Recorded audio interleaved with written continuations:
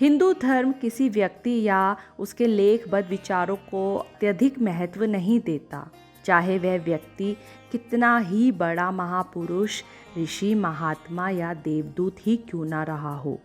हिंदू धर्म में सिद्धांतों की समीक्षा और उसके बुद्धि संगत अंश को ही ग्रहण करने की परिपाटी का समर्थन किया गया है। किसी बड़े से बड़े व्यक्ति या ग्रंथ से मतभेद रखने और उनके मंतव्यों को स्वीकार करने न करने की उसमें पूर्ण सुविधा है।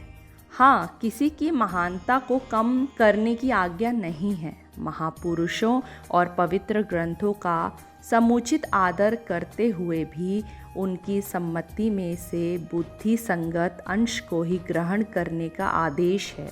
इसी आदेश के आधार पर प्राचीन समय में सच्चे जिज्ञासुओं ने सत्य की शोध की है और अब भी वही मार्ग अपनाना होता है।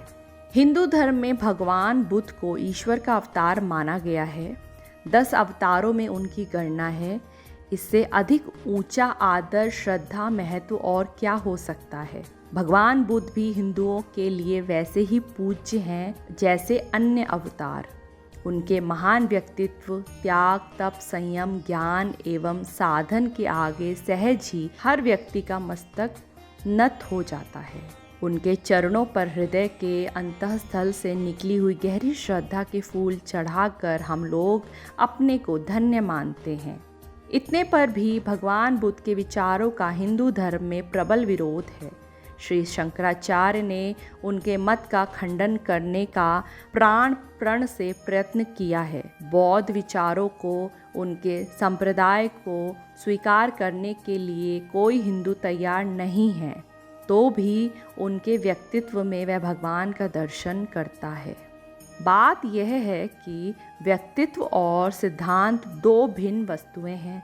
कोई सिद्धांत इसलिए मान्य नहीं हो सकता कि उसे अमुक महापुरुष ने या अमुक ग्रंथ ने प्रकाशित किया है। इसी प्रकार किसी घृणित व्यक्ति द्वारा कहे जाने या प्रतिपादन किए जाने से कोई सिद्धांत अमान्य नहीं ठहरता।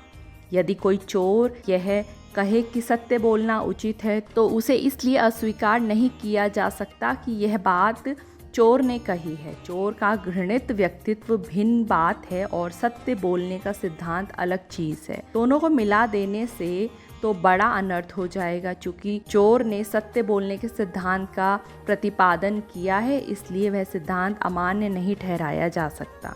इसी प्रकार कोई बड़ा महात्मा किसी अनुपयोगी बात का उपदेश करे तो उसे मान्य नहीं ठहराया जा सकता। कोई अघोरी साधु अभ्यक्ष भक्षण करते हैं, यद्यपि उनकी तपश्चर्या ऊंची होती है तो भी उनके आचरण का कोई अनुकरण नहीं करता। निश्चय ही व्यक्तित्व अलग चीज़ है और सिद्धांत अलग चीज़ है।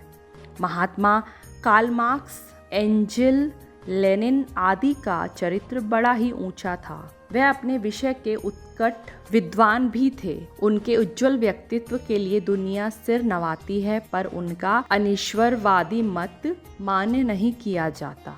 प्राचीन समय में भी आज की भांति ही परस्पर विरोधी मत प्रचलित थे। जैसे आज अनेकानेक विचारधाराओं के मतभेद पर बारीक दृष्टि डालकर उसमें से उपयोगी तत्व ग्रहण करने को विवश होना पड़ता है, वही बात प्राचीन समय के संबंध में भी लागू होती है।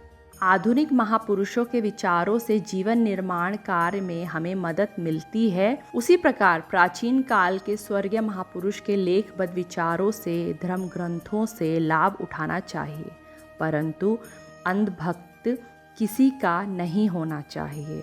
यह हो सकता है कि प्राचीन काल की और आज की स्थिति में अंतर पड़ गया हो, जिससे तब के विचार आज के लिए उपयोगी न रहे हों। यह भी हो सकता है कि उनने किसी बात को अन्य दृष्टिकोण से देखा हो और आज उसे किसी अन्य दृष्टि से देखा जा रहा हो। अन्य अनेक बातों में भी प्राचीन काल के सिद्धांतों में और आज की शोधों में अंतर आ गया है।